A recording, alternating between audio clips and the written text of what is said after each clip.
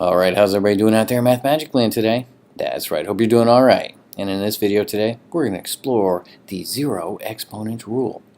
Now, what exactly is the zero exponent rule? Well, I'm glad you asked. Now, this is going to sound common sense, but, we still got to say it. Zero exponent rule means I'm going to have 0 in the exponent. Now, this piece right here, the generic A is going to be your base, alright? So your base is going to be some number.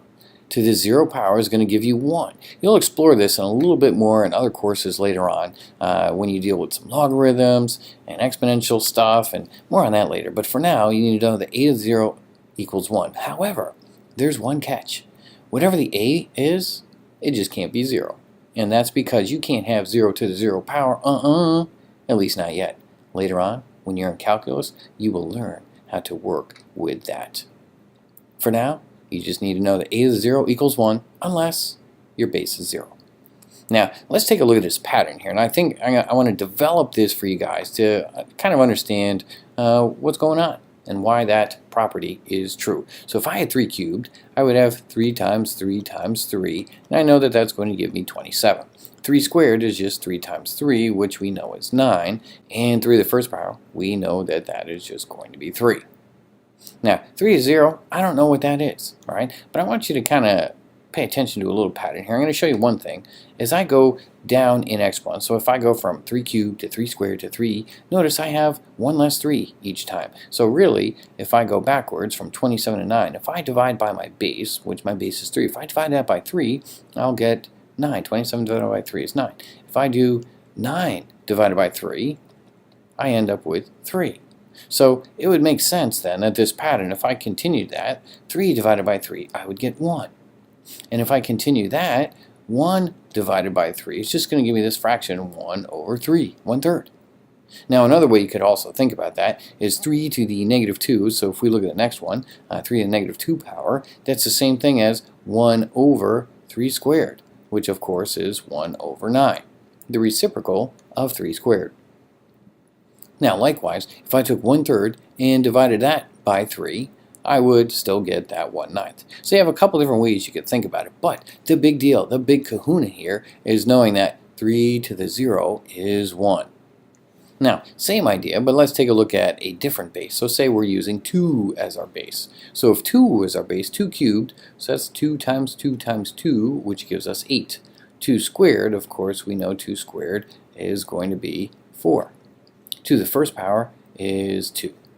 Now again, each time I'm dividing by 2.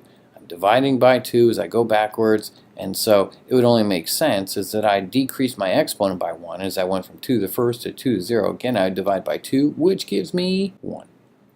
2 to 0 is also 1. Whoa, that's kind of cool. How could I have 2 different bases and yet still end up with the same result if my exponent is 0?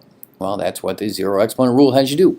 So again, 2 to the first negative 1 power would be 1 over 2, which is reciprocal of 2 to the first power. And then 2 to the negative 2 would be 1 over 2 squared is 4, so 1 over 4, which is the reciprocal of 2 squared.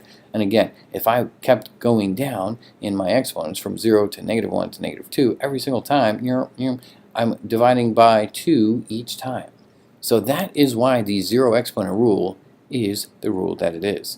Now just remember, whatever this number is right here, this a value, it cannot be 0 under any circumstances. Well, at least till you get to calculus. Then you play with that. So let's kind of just play with these real quickly. So say you had 7 to the 0 power. What's that? What? 1. So you had 2x plus 7, because you're going to deal with stuff like that from time to time. Well, if you had any expression to the 0 power, what? That's also 1. Well, say you had like m squared, right? Oh yeah, Mac Daddy Muscarella, m squared. Oh wait, to 0 power, just like you, he's number 1. Yeah. All right, m squared 0 to 0 power, that's 1. Anything pretty much to 0 power is going to be 1. So whatever goes in that blob is a-okay. So anything on the inside, if you had some expression, is going to be equal to 1 if your exponent is 0, as long as this blob on the inside is not 0, because that's calculus and we're not in calculus yet. So we'll deal with that later. Alright, so by now, you guys got this down and you understand why the zero exponent rule is what it is. Thanks for watching. Have a great day. Peace out.